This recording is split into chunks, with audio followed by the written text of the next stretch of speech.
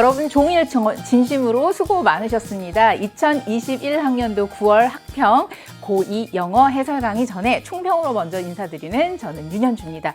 이 고2의 2학기 학력평가는요, 매번 특별한 의미를 가지는데 대개의 경우 9월 학평이다라고 하면 우리 3학년 혹은 N수생 선배들은 이 수시에 대해서 굉장히 고민하면서 전략을 짜는 그런 시기거든요. 왠지 모르게 곁에서 우리 2학년들도 긴장하게 되는데 특히 11월 학평 같은 경우에는 또 수능 이후에 2학년 학생들이 학평을 보다 보니까 아무래도 1학기보다는 훨씬 더 긴장감도 갖게 되고 또 거기에 대한 부담도 커지지 않을까 싶은데요. 오늘 함께 했었던 영어 학력평가는 전체적으로 어떠했는지 간단하게 여러분과 총평을 나누도록 하겠습니다. 자, 제일 궁금한 거는요, 그 핵심 중에서도 난이도가 어땠을까 하는 건데요.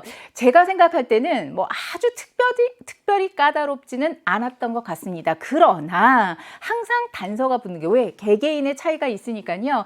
까다로운 내용의 지문들이 아무래도 이렇게 좀 여러분의 발목을 잡는 그런 것들이 몇 가지 있었던 것 같아요. 그래서 전반적으로 보면 뭐가 어려웠을까 딱 손에 꼽히는 것보다 뭔가 이렇게 조금 그래도 여운이 남는 지문들, 대표적으로 저는요, 오늘 같은 경우는 빈칸 지문들은 전부 다 다시 한번 꼼꼼히 리뷰를 해봐야 되겠구나 할 정도로 뭔가 조금 내용들이요 명확하게 정리 안 되는 부분들이 있는 것 같고요. 그리고 순서에 있어서도 딱 여러분이 뭔가 이렇게 맥을 잡아서 짚어내기엔 좀 어렵지 않았을까. 그리고 문장 넣기 같은 경우에는 해설을 듣고 나면 이게 포인트였구나 있겠지만 실전에선 그게 잘 안 보였던 것 같습니다. 구체적으로 문제들을 한번 살펴보도록 할게요. 빈칸 문제 총 4개 중에서도 31번 한 단어 넣는 거였는데 여기에 상태성이라는 게 굉장히 좀 어려웠던 그런 개념이었던 것 같고요. 33번, 34번 대체적으로 이렇게 머릿속에서 뭔가 추론해서 정리를 해야 되는데 이 추상적인 그런 내용들이 여러분의 발목을 잡지 않았을까 싶은 생각이 듭니다. 38번, 39번은요. 쉽게 갈 수도 있어요. 왜냐? 주어진 문장보다는 지문 속에서 분명한 단서가 있었거든요. 안 보여요. 왜일까요? 좀 더 훈련하셔야 됩니다. 좀 더 연습 문제를 가지고 다양한 상황에 노출을 시키다 보면요. 다음에는 저절로 지문 속에 숨겨져 있는 핵심적인 단서가 보일 테니까요. 그 핵심적인 단서를 찾을 때까지 반복해서 프랙티스하는 거 잊지 마시길 바랍니다. 그리고 최근 들어서 또 많은 학생들에게 부담이 되는 거 순서 맞추는 거인데요. 36번 같은 경우에도 연결고리 찾는 게 만만치 않았을 수 있을 것 같아요. 그리고 어떤 경우에는 주어진 문장 자체가 좀 길어서 하나하나 분석을 해야 되다 보니까 아무래도 내용이 좀 흐려지게 되는, 그래서 저 같은 경우는 이런 문제들이 좀 어렵지 않았을까. 반면에 여러분 이번에 어법 문제는 꼭 맞으셨어야 했어요. 물론 정답이 5번이어서 마지막까지 가는데 부담스럽긴 했겠지만 그럼에도 불구하고 묻고 있는 어법 항목이 굉장히 좀 간단한 거였기 때문에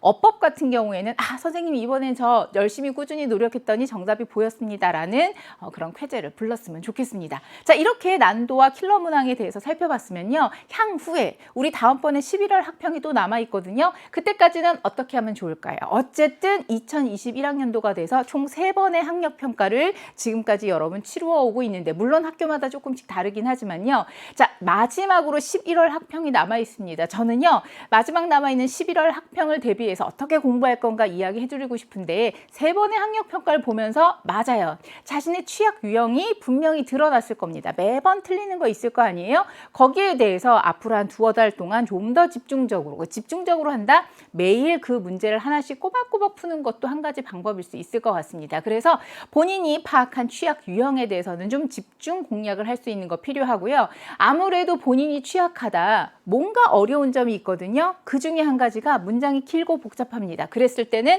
반드시 주어 동사와 수식 구조 연결되어 있는 구조 이런 것들을 보면서 시간이 좀 많이 걸려도 좋아요. 길고 복잡한 문장은 시간이 걸리더라도 천천히 분석하면서 명확하게 내용 분석하는 거, 이 훈련이 쌓여야 실전에서 좀 더 속도를 낼 수가 있을 겁니다. 그리고 저랑 약속하시죠. 매일매일 오늘부터 우리 11월 학평 볼 때까지는요. 매일 단어 30개 혹은 50개 약속을 해요. 스스로와의 약속 아니면 책상 앞에다가 매일 단어 몇 개씩 암기한다. 왜냐? 단어 암기요. 지금부터 겨울방학 이후에는 고3 되면 시간에 쫓기면서 정말 시간이 없을 수 있어요. 마지막으로 나에게 주어진 영어 어휘력 향상의 마지막 기회다 생각하고 최선을 다해서 자신과의 약속을 이어가셨으면 좋겠습니다. 전체적인 내용은요, 여기에서 마무리하도록 하고, 그렇다면 이제 본격적으로 들어가서 듣기부터 내 편의 독해 강좌까지 여러분 뭐가 좀 부족했는지, 내가 놓친 건 무엇인지 해설 강의를 통해서 꼼꼼히 챙겨주시길 바랍니다. 저는 2부에서 다시 인사드릴게요.